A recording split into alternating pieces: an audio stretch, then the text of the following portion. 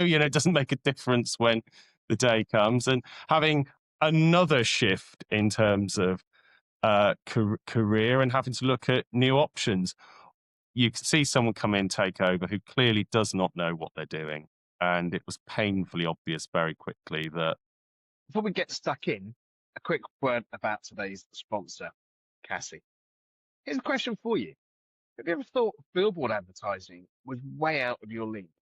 Yeah, me too. It turns out it's not. Cassie lets you advertise on 1.5 million screens globally. Billboards, gyms, train stations, you name it. You get to pick the locations, set your budget, anything from £80, and only pay when your ad plays. No agencies, no negotiations, simple. I'm using it for the podcast and for my work with Villanova. Honestly, the process is so easy. If you want to try it, head over to my stand store. There'll be a link in the episode description, and you can find out how easy it is. Right, back to the show.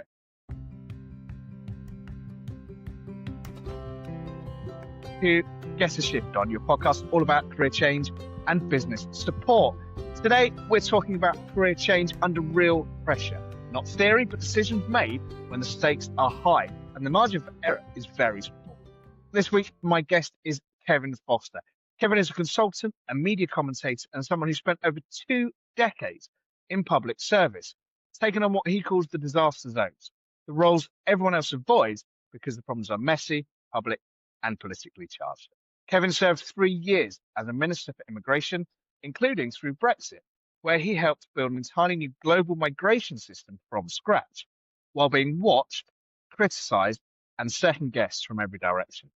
Since stepping away from frontline government, Kevin has transitioned into consultancy and media. And today, we're exploring what kind of career shift actually he's been through and what it demands at a very human level. We'll talk about identity, resilience, decision-making under pressure, and the mindset required when you change careers, but your standards don't. I want to say, though, this isn't a political episode. It's a conversation about how people handle drastic professional change, face difficult truths, and keep delivering results when the rules are moving. Kevin, welcome, and thank you for joining me on this episode 40. Good to be with you, David, and looking forward to having a good chat. Thank you so much. Kevin, we've met on and off throughout the years, so I know a little bit about you. Obviously, you've been in the public spotlight as well. But for those that don't know you, can you just give us a quick roundup of where your career started and how you end up where you are today? Well, David, probably I started, came out of university, had a law degree, did a master's, started to train for the bar, had that sort of idea of go on, be a barrister. And I suspect a lot of it changed when I didn't get a pupillage. And I suspect there's a lot of people, there's this podcast, I think there'll be something just after university that didn't quite happen. And a lot of people get a law degree, train to be a barrister, but then don't get a pupillage. So started to take my career in a slightly different direction. Did a little bit of work as a criminal defence sort of paralegal in Birmingham. I must say it's an experience I still draw on every day. I was there for about a year, but it really opened your eyes to, one, sadly, what some human beings are capable of doing to others, but also, the difference you can make with good legal work and good advocacy. So from there, I spent a bit of time, also worked with an MEP. I did a bit of time, some tutoring work, and also got onto Coventry City Council, because I've been involved politically. I joined the party when I was 16 and ended up becoming a councillor. Enjoyed that. My ward colleague was a certain Hazel, now Hazel Foster, my wife. So, sometimes you look back on life and things that seem so logical, you think, actually, that's because that plan didn't happen and that plan didn't happen. And I ended up, doing something very different. So 12 years on Coventry, involved in quite a lot of stuff there, particularly stuff around the new football stadium, which I can perhaps discuss a bit further on.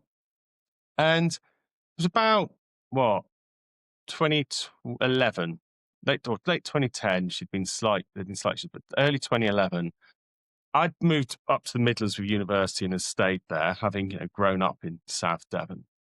But 2011 required a bit of a rethink because my mum was diagnosed with bowel cancer, and it was obvious my dad was struggling. You know, they'd been together many years. You know, they'd been together nearly 40 years by that point. And mum had always been the sort of leading figure in the relationship, and started to spend a lot more time back down here. Thought to myself that, you know, there may not be long left with mum. Even from the off, sadly, I realised she was at a more advanced stage, perhaps before even she did. And I spend more time, and go to a social media event in London for counsellors, and someone says to me, "Kevin, you used to be a Torbay YC, didn't you?" I said, "Yeah, I did. Yeah." They went, "You have interest? You on the candidates list?" The Conservative Party has a list of people who are able to apply for parliamentary seats. You know, it's a bit like the Labour Party does, Liberals do, others do. You know, you have to. It's a bit like if anyone's been to a corporate assessment weekend, very similar, but you know, talking about politics rather than product, so to speak. And I said, yeah. They went, unrestricted bit. I said, yeah, I can apply anywhere in the country. And they said, They went, you do know Torbay is just about to select, we're about to select our candidate. You should stick in. Well, that then leads on to me being selected as the candidate, 9 years in Parliament, ministerial.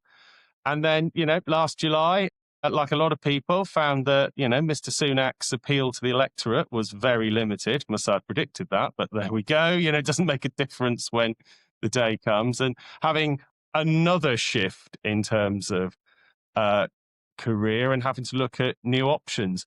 Although they always say, never take the first option that immediately presents itself. And that can actually be good advice, don't panic, because had I done so, I'd now be doing the leading role in my mother-in-law's canine care and poultry rearing business, better known as I'd be walking the dog and mucking out the chicken sheds at her small holding in Warwickshire, as Peggy kindly offered me something to do the next day, which was lovely. It was nice. It was nice. It was a nice offer. Yeah, a nice offer to have. But I just say to people, it's a reminder we get that, don't rush to take the first offer you get. I said, well, yeah, and I can tell you what the first offer was. I think that's great. So you didn't fancy the chickens then? The chickens, a hyperactive Labrador, jumping around would have been fun. But I'm not sure, moving into a small holding where she's got I think she's got a bedroom. And by the way, for people listening, show the sort of toughness in the family. Peggy will be 93 this month, 93, wow. And this morning she will have been up at about 6, 7 a.m. to feed the chickens, to, feed the dog, check, I think the sheep are all right as well. So, she's one of those real sort of characters who just keeps going no matter what. It's out there. So, yeah. And, every time she says she's going to cut down, something new arrives. The best one was 2 years ago. She was going to stop.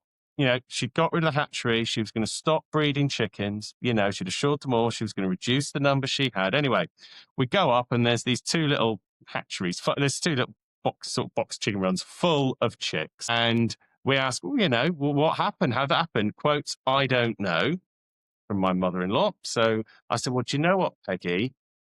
See the cockerel over there? Perhaps we could have our work. Perhaps you could ask him how come. There's a load of new chicks around it. Perhaps he might be able to give us a few clues as to how the hens are suddenly having lots of chicks. I wonder if he might know anything about that. Generation are made of harder things, aren't they? My children's great-grandmother is 103. You will have met her, I have no doubt, at some point in the area. And just at the back end of the summer, she was kayaking down in Hope Cove. She says her eyes don't work, her legs don't work, but her arms do. So while she can, she's going to raise money for charity doing that. They are really made of different stuff. Heading back to that day when the Conservatives lost the election, you said you predicted it, and I'm sure within government and any party, there must be that feeling that is going to be the case and that's going to happen. When it actually happens, emotionally, how do you actually feel? Because essentially you've lost your job. It's like being made redundant, I guess, in many ways. But how does that actually feel for you as a person? Well, it's a bit of a blow. I worked at it constantly, do daily, weekly updates. Was one of the most regular speakers in the house during my time there. So you did quite a lot. And it is a bit, it's a bit like as people feel when being made redundant, particularly when it's not like, I hadn't got drunk and put my car in the harbour side and therefore, it was pretty obvious whose responsibility it was. It was, we'd had, and it'd been quite a draining 18 months beforehand. By early July last year, very tight, because both mentally and physically, when you're in a role where, and there'll be people listening to this who'll know the experience, you can see someone come in, take over, who clearly does not know what they're doing. And it was painfully obvious very quickly that Rishi Sunak was not up to being Prime Minister. We talk the talk was thing, but we tried to engage on more serious stuff. It was very, he could be extremely patronizing in his deal and then treat you like a great mate the next day as if you'd have been impressed that he called you amazing. Well, no, I wasn't impressed. I was unimpressed that you didn't listen. So there is that bit. And yeah, but I took a view on it. Well, you've just got to try and, make the best of the job you can. I wasn't one of those who'd grifted a knighthood, more stuff like that. Just got on with my role and got on with job and got on with other things. And quite quickly, what helped, I think, was quite quickly I picked up some work with GB News. And that kept the mind going politically, kept the profile up. Some other colleagues were offered stuff, but they didn't feel they wanted to do media, whereas I was in the media in like 2 weeks of the election. And yeah, getting out there, commenting, using the brain again. And little did we know, what would happen next. So it's become, it's not a main job, but it's become, a handy source of intellectual stimulation and a little bit of income along the side as well. So what I'd say to people is it's when you have something like that happen, open your eyes to what could happen. I now do more national media work than I ever did when I was in Parliament. Absolutely. And I think that's so key, isn't it? So when one door closes, another one absolutely opens. And okay, it might not be the chickens and the dogs, but actually you never know what's out there. And to keep yourself buoyant, because it's so easy, I think, to feel as if your world has ended because something so serious as losing a job, whatever frame that takes, it really, I think it just pushes people to their kind of mental. When you were Yeah. in Parliament, was there a lot of travel involved, a lot of here, there, and everywhere? Did you feel like you had a home here in Torbay? Or was it just that you were everywhere and kind of being all things to everybody? Torbay was always the home. Went to church here on a Sunday, still live here. Despite, one of the things I found after the election that was a bit was, I won't name the particular opponents because we can't prove it, but one group did decide to put out, he's put his house up for sale, he's off and all this, that and the other. Absolute lies. And, it was absolute nonsense. So yeah, Torbay is home. We always has been, certainly for the last, 13, 14 years now. And it's, it's a place, the community we're part of. And actually, ironically, I've probably become even more involved since the election. Become president of the Royal British Legion branch in Paignton, great organisation. Would encourage anyone watching this, if you want to support the forces and our armed forces family, you don't have to be a veteran yourself. Do join the Legion. It's great. There's so many things people with skills can do and will help, particularly with the poppy appeal. It is home. We love living here. Who knows what may happen in years to come with job and career. My dad currently is in a nursing home. There's no realistic prospect of him now moving.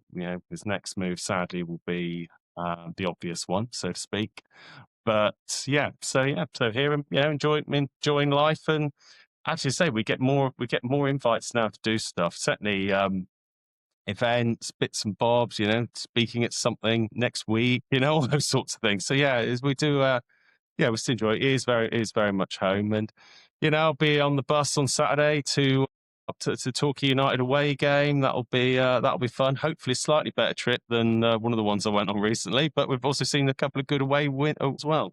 So actually, I was gonna kind of come back round to football because you mentioned Coventry when you were first talking. Football is not my game, but I know obviously about Torquay Football Club.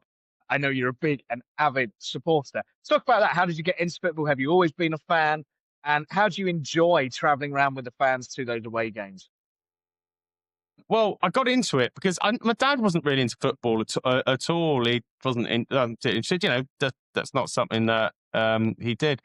But when I was at university, I was with a chap called Mark Lynch on my corridor, who is a massive Crystal Palace fan, absolutely massive. I used to joke that with him that, well, I'm surprised I didn't recognise you, Mark, because I should have seen the one fan sat in the stadium and known that was you. But anyway, so we started going, we started watching football, having a chat, and went. Because we were at Warwick University together, we said, you know what, Highfield Road's just down the road. Why don't we go and watch a couple of Premier League games? So first times I went to Coventry. I was another friend called Richard, who was a massive Torquay fan. So, 1999 or so, went to a couple of games of him up at Playmore on the pop side. So, yeah, that's what sort of got me interested in football. And it's nice to have something that's a distraction. If you've got a job that's quite pressured, quite focused, requires a lot of decision making, it can actually be quite nice to go to something and just sort of watch something, cheer on, get involved, get behind the team, and just enjoy a game, enjoy a break for an hour or two. And on the old fan bus, yeah, it's great. Mark runs it. We if we leave early enough, we stop for breakfast on the way, and have a good chat. I did joke though, it's a bit like politics. On the way there, you're discussing prospects for the forthcoming match, who's in form, who isn't, what you've read in the papers, and then on the way back, taking conclusions on what the performance says about the manager's future, and will there be a change this season, and who's getting promoted, who's getting relegated. Sometimes joke that there are some similarities to the political world in being an away fan. I would say to people, I recommend, and particularly Torquay United is an asset to the community, but it only exists if people are part of it. Go to it, watch it, particularly with the women's game coming up as well. We've seen some really. The women girls are putting in some good performances. They're not far off getting into a national tier of football themselves. And it does something in a community that just another business doesn't. And particularly since the Bryn guys have taken over, it's become so community focused. A lot of the issues of the last decade or so have gone. It seems to be such a great hub. My girls play football, so I do know. And I have been up there, of course, but I really should make more of an effort to go. You talk about winning and losing and kind of on the bus on the way back. When I was younger, I remember reading Clive Woodward's biography. And his thought about winning and losing is when you lose, that's it. That's when you go and you just say, yeah, we lost, job done, move on. When you win, that's when you sit back, analyze, reanalyze, and look at what it was that actually was the winning formula. What are your thoughts on that kind of philosophy, and how do you manage those wins and losses? I personally always go with the Nelson Mandela one, which is I think you either win or you learn, which is quite a good one. Is that actually, and I think without going to party politics, I think the Conservative Party, one of the reasons things happened in the last Parliament was complacency about winning. It had been, and all seemed all very easy in the Jeremy Corbyn era, with a Labour front bench that sort of fell apart quite quickly, lots of internal arguments opposite. So it became about, where's my promotion? Where's my gong? For some people, not all of us. There were some ministers who cracked on and did some really good stuff, but some did start to become too focused on that sort of stuff and not rightful. We've got a game on here with the Labour Party opposite. We really need to be, how are we delivering? What's our manifesto? What we need to do is what there. So the analogy is then, coming over to a game, coming over to football is that, you don't just need to analyse when you lose, but also when you win. What was it? And that's why Clive Woodward was so successful. What was it? What was the moment that tipped the game for you? What was the moment that turned things around? And also conversely, what was the moment things went wrong? Probably national affairs at the moment. I suspect there's plenty of Labour MPs who probably say, for the amount of money involved, the winter fuel allowance change really wasn't worth that. It's a bit of a tipper. It's become a bit of an inflection point for the current government. And ditto, you can think of great companies where Blockbuster Video, for example, they couldn't see that people wouldn't want to walk down a shop, that instead they could get a video, a film online. So they didn't set up their own version of Netflix, despite the fact that they had a massive brand that could have easily transferred online and given them quite an advantage when they did so. I think the view was that, of course, with an online streaming service, people couldn't pick up some popcorn and Coke whilst they were doing it. Well, of course, yeah, great. Well, so what? They now get Whoosh deliver that, or Yeah. Uber or whoever from the local thing whilst they watch it. Every film imaginable is on Netflix. So those are the sorts of things where, yeah, you always need to just realize what's gone well, what was the intervention moment. And I did it this morning with a client. They were struggling with an issue, just need basically a decently worded letter, grounded in the code of practice that they are in their industry. And now, yeah, the regulator can say, actually, yeah, you've got a good point. But I think, well, that all they needed to turn that around was just basically someone who could take the issue, sit back for a couple of hours from the day-to-day running of the business, and then put something up and say, actually, guys, this is, I think, the real argument, and it's been accepted. And I guess being in politics probably gives you quite a good experience of that overview of everything that's going on, because you must have to have so many different thoughts and not fingers in pies, but you have to have the finger on the pulse of what's going on where and be able to react to so many different situations. And also you've dealt with some very high pressure situations yourself, I guess, throughout your career from the very start. When you left government, what was the hardest bit to kind of recalibrate? Was it the role that you were looking for? Was it the identity? Or was it that purpose? Did you find that you lacked or lost that purpose? Or do you still feel that you have that? I think some of it is about purpose because you see things going on, and I don't labour on political points, but certainly there are some quite big challenges at the moment, particularly here in Torbay. Some of the decisions that have happened recently have been far from positive, and we'll see more impacts of that next year. But in terms of your own personal purposes, right? What do I want to do? What do I want to go? Do I want to go back or not? Because that does very much shape what you do next. There's certain things I will not do morally. I've always taken that view. I'm not going to go and work for a vapes company and trying to argue against legislation to stop kids having, puffing sugary vapes. That's just morally not me, even if it might pay well. So there's things that you just find yourself thinking, right, well, what do I do? And also, you've still got the skills and knowledge. People still approach me. I still go off and locally will do a little bit of assistance for community groups and others. Managed to get some good results actually for a couple of them using just basically my knowledge bank and my contacts, which makes it so different actually to being the MP because this is you personally achieving something rather than the Yes. office achieving something, so to Yes. speak. But yeah, it is a bit to redefine. And also, as you say, you have to have a vision for everything from an individual case you're dealing with, something big for the constituency, to the whole country. And certainly that is the case if you are in government, if one of the two parties that's likely to govern, you do have a bigger view. Whereas if you're in one of the parties that is unlikely to form a government, you can just basically pledge the earth, because you don't have to worry about actually having to put any of that in place.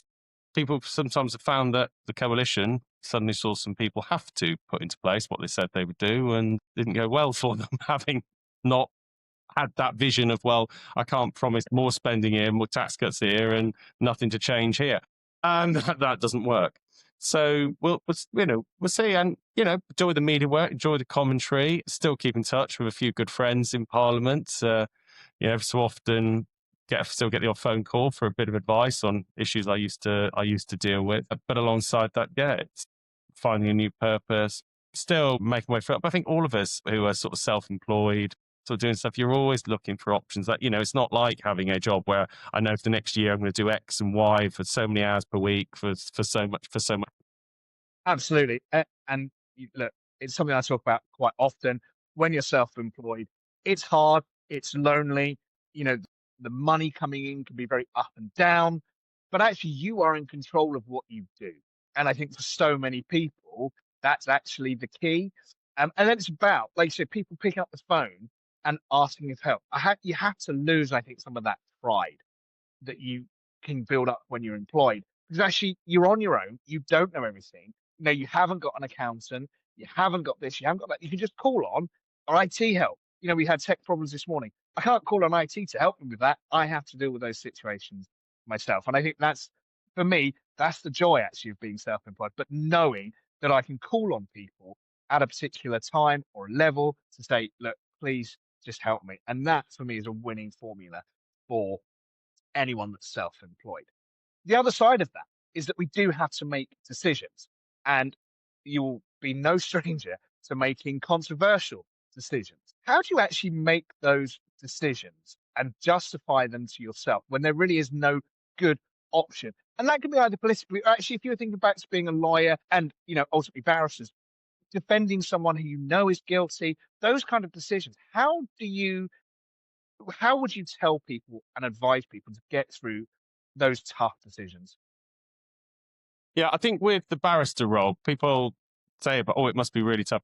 Actually, you've got a job to do. When I was working in a criminal defence firm, you did your job, you tested out the evidence and that. So, ultimately, it's the jury actually that takes the decision if it's a trial as to whether the person's innocent or guilty. So you do have that slight thing. It's not actually your Yeah, yeah, your decision as such.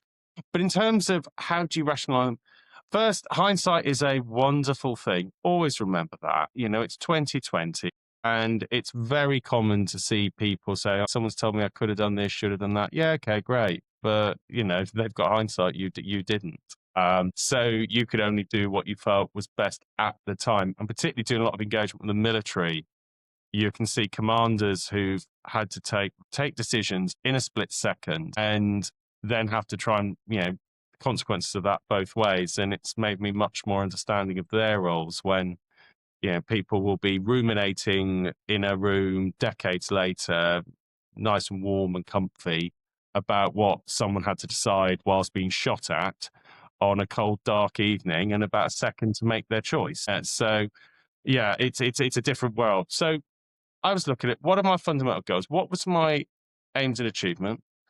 And if there is something you genuinely feel uncomfortable about, talk it through. If you can. Say the military example, you can't. But, a lot of times there were things where I can remember being sent with something by civil servants and going to see them pretty and saying, this is a really harsh outcome. And it seems very sort of, job's worth, can't be bothered to do the procedure. And she agreed. And we actually looked at changing the rules, which is one of the joys when you're in government. You can say, well, this is a bit, let's see if we can change that. But it's about having that constant awareness. But you can only stick to more, a faith. I'm a Christian. I do sometimes think about, well, was I making that decision just to benefit me, or was I making that decision in what I thought was generally the best outcomes? And ditto, as I say, touched on earlier, there's been some work has been alluded to or potentially offered since the election that I think, actually, no, come on, no thanks. Not really very interested in that. A role it was suggested I applied to in the tobacco industry. No, that's not. It's not really me. And would I do a good job in it? Well, no, because I don't.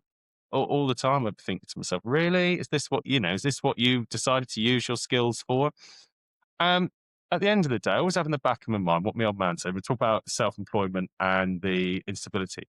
He always used to say something on the line of, if you can pay your bills for the next 4 or 5 months, then that's a good position to be in.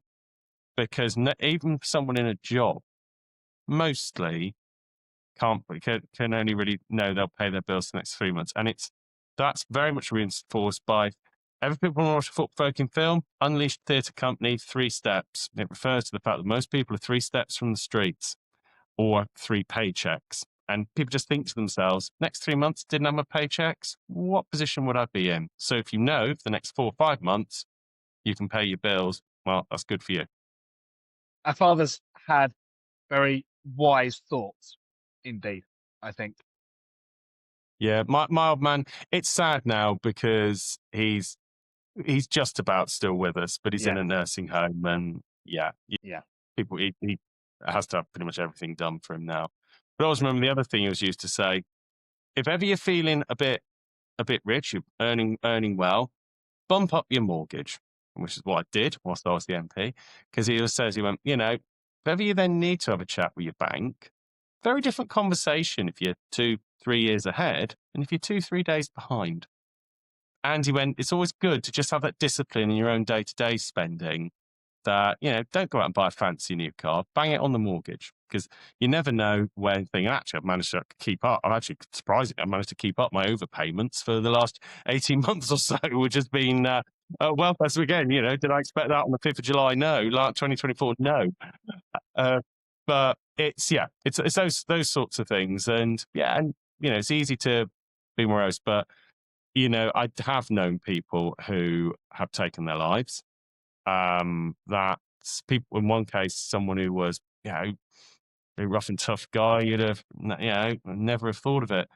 And that was in a particular dispute. Do you know what? Whatever the consequence of that would have been, a year later, he'd have been through it. But instead, it was a permanent solution to a temporary problem. It's so sad and so tragic.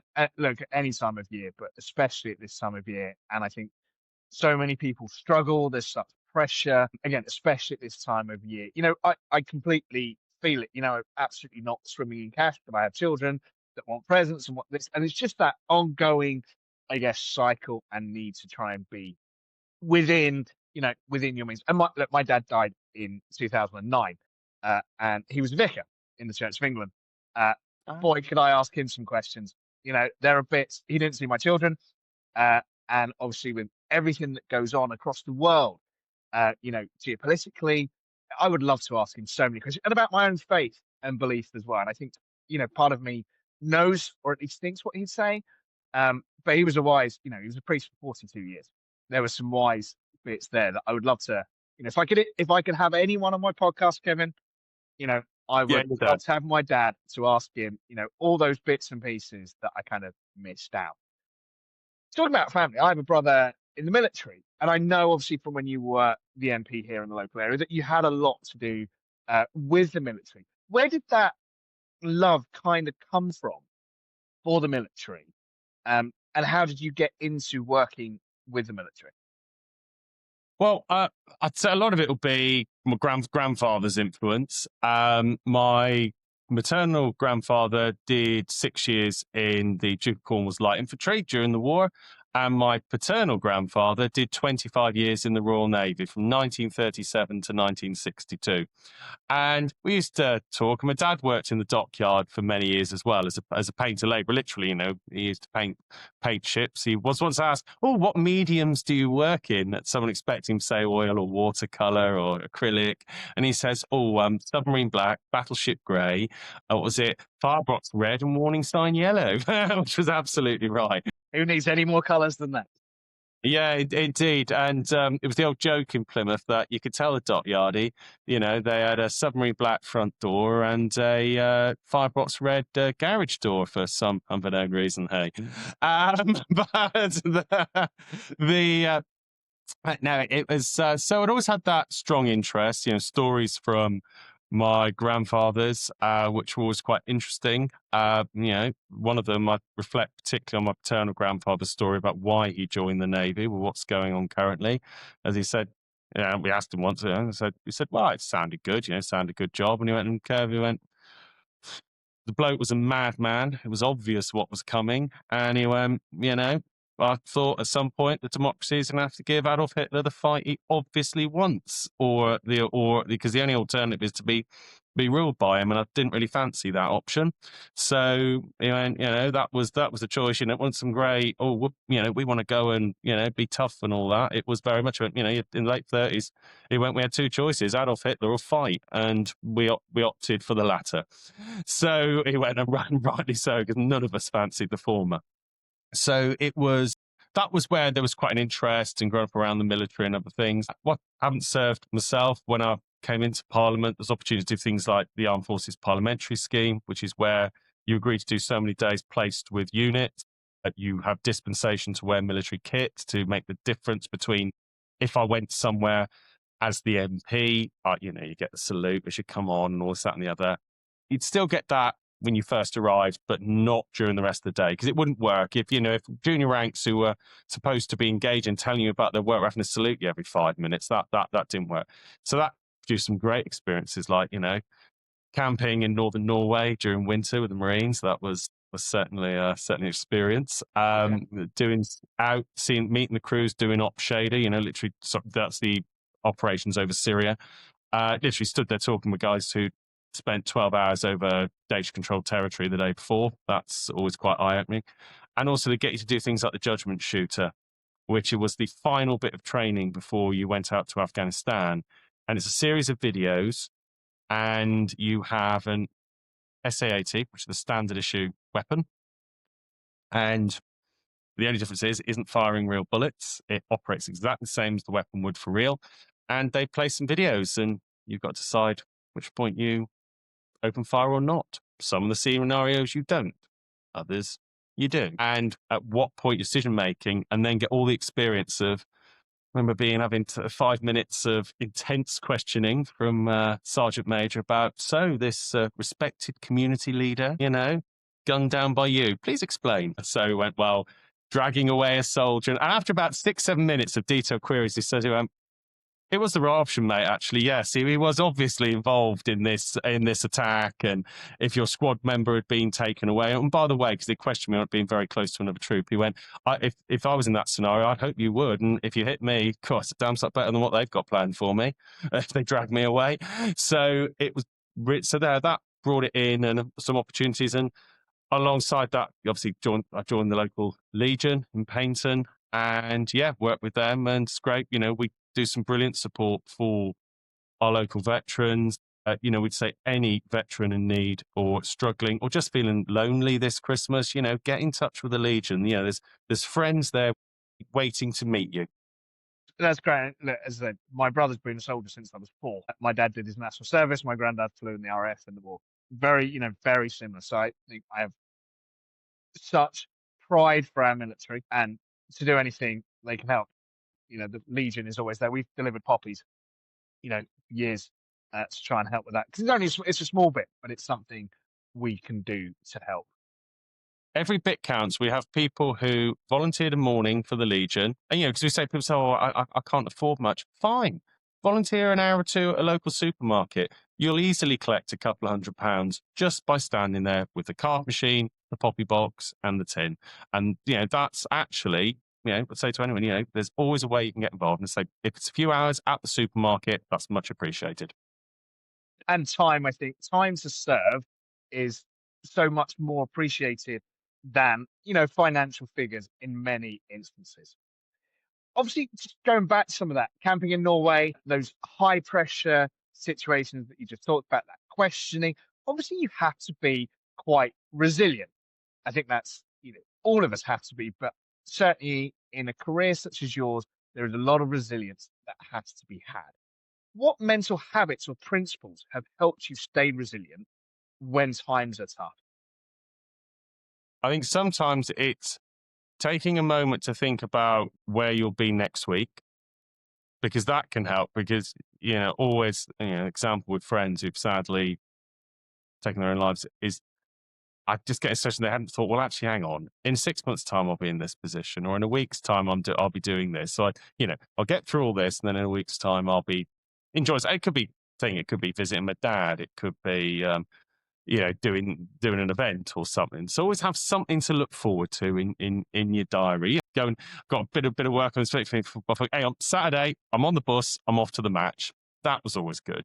I'm able to do more now, but certainly when I was in pilot, so often pop up to play more. Just have an hour or two where you're doing something. You take your mind off something else. Think about things. Have time for reflection. For me, that's Sunday morning at church, try and protect that, try and avoid that it be convenient to do other things. Obviously, there'll be things like Remembrance Sunday, we have to do other things, but generally just try and keep that protect time. And also make sure you're talking not just to opponents and social media in particular. There are people on there who'll just say absolute nonsense. You have people who say, the classic always used to be, never replied to my emails. Well, you never emailed. Or we'll check out someone saying something quite inflammatory, and they are suspiciously don't look like a particularly real person. You almost, and once or twice used to joke, would you prefer the response in Russian? And then they disappear, and that would tell you that this is a put up job from someone. So, just and trying to remember to be yourself a bit as well. Have some time with family. Thankfully, supportive partner who understood the job. That's vital. MP Parliament has a huge divorce rate, which isn't really perhaps talked about as it should be. That it's it is a challenging role and job personally as well. So those are the sorts of things I did. Have a faith, look to the future, support a family around, and just remember that there's always going to be someone to criticize, but you know what? History doesn't remember the critics. No, absolutely. And I think to stay strong through that is hard, but it makes it much better as you do it, and absolutely brings out that resilience in all of us. Looking to the future, then, Kevin, what does 2026 hold for you? Well, 2026 so far holds possibly a year of a bit more consolidation, potentially picking up a couple more clients, signed on with a couple of agencies, recent one, SPL Strategies. I saw actually quite a nice mixture of public affairs, working with companies. A couple of their clients include a school meals company and actually a solar energy company. They're quite interesting, quite interesting mix of clients they've got. So a bit of consolidation of what I'm doing on consultancy work, ditto media, and looking then perhaps for new opportunities. I'm always open if there's something a bit more permanent. Probably next year I'll have to make a decision about whether I stand for the council, which will be because we still don't actually know which council will be electing in May 27. Will it be Torbay Council as is? Will it be Torbay plus a bit? Or will we be part of, I think, what was it Exeter City Council suggested for us originally? Oh yeah, Moor and Coast, whapping great council, including all of Dartmoor. Anyway, so that will probably be one decision I'll need to make at some point, probably late 26, early 27, more likely early 27. I have to make a decision about whether I do want to restand for Parliament, because by that point we'll start to come within 18 months of the likely election date. Again, don't really go into details of it, but no one needs to have too much of a detailed knowledge of politics to look at the current opinion polls and see a general election isn't coming along anytime soon, because it will courtesy of the government. I don't see them wanting to call one. So those are the sorts of things, and also a bit of time with family. This year, we probably first time in a very long time had 2 weeks away, saw family in Manchester, in the Midlands, stayed with friends who luckily they live up in Wensleydale. So nice chance they've been inviting us for a couple of years, and finally we got time to go up for like a week and have a good look round. The Yorkshire Dales are absolutely are spectacular. And I always say to people, we are a tourism-based industry here in the Bay. Think about supporting other parts of the UK's tourism industry when you want to go away. The Dales is spectacular. The best way I can say is a bit like going but if you like the Alps and you haven't been to the Dales, go to the Dales. It's a beautiful part of the world and a lot of history there as well. So, those are the sorts of things of mine. Start a plan, and good friend being ordained to the priesthood as well, which will be lovely to see. Yeah, lovely. Yeah, we've got his Christmas card just behind me. It's sort of nice, no, very, very symbolic one. And I thought, so it'd be lovely to see him more today. We've known him about 15, 16 years. So it'd be Father Ben, he is so already, because he's a deacon, but he'll be a priest. And I have joked with him. I went, well, Ben, looks like you might have a busy early July in. He said, what do you mean? I said, well, once you're a priest, I went, you can hear confession. And, having been a politician and a lawyer, can I book a couple of days? Only 2 days. Kevin, he's got a lovely sense of humour. It'll be a wonderful parish priest. Just as well. Yeah, absolutely. As I said, sits very comfortably with me. And I think my dad had a great sense of humour and would very much appreciate the joke that you just said, I know for sure. And I have no doubt probably heard several confessions from Parliament and beyond as well. Kevin, look, thank you so much for your time. I really appreciate the chat. I have to say, there's loads of questions that I could ask, all very politically charged. So probably best we don't go into it on this platform. We will meet, I'm sure, locally, and I will pick your brains about some of those. But thank you for everything you've done. Thank you for everything you do. And I wish you and Hazel a very Merry Christmas and a very exciting 20 and beyond. And thank you again for joining me. It's been a pleasure. Thank you.